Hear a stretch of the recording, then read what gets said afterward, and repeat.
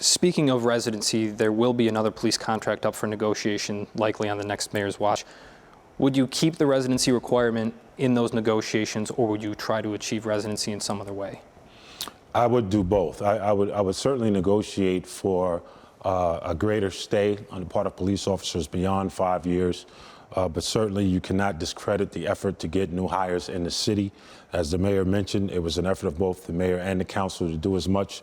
We succeeded in that respect, but it is still my position that we need an adjustment to the New York State Taylor law to take to remove the reins from upstate cities so we can improve ourselves financially, but also have greater protections within our streets with police residency. Candidate Berman.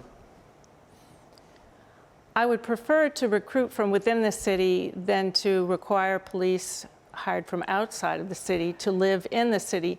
I'm concerned that we may face a hiring disadvantage in the near term because serving as a police officer in the city of Syracuse right now is not generally considered a respectable position, and the city is not considered a safe place. I've had police officers express to me concerns about their families being in the city, about retaliation that may occur by living in the city. I have the philosophy that let's make the city a place people choose to live and want to live. Thank you. And Mayor Walsh. So, I am very much in agreement with Councilor Bay that we need, ideally, should address this at the state level through changes in the Taylor law. But in lieu of that, we had the contract. And while my administration negotiated a contract that included residency, Councilor Bay did not support that contract. He voted against it. And we heard from candidate Berman that she does not support residency for our officers.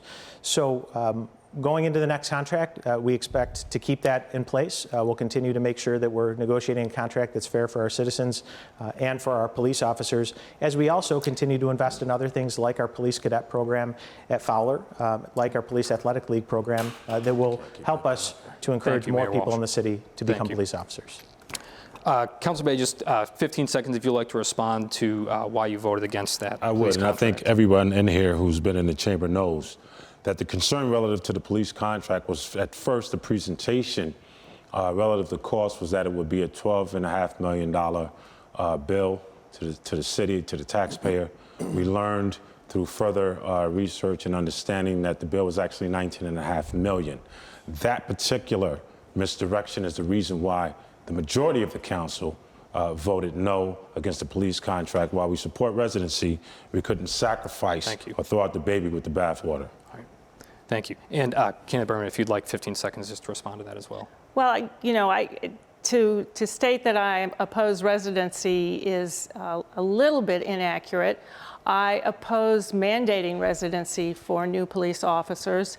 I want to concentrate on recruiting people from within the community to serve our community. And I think that is the best way to achieve residency, understanding, and trust. Thank you.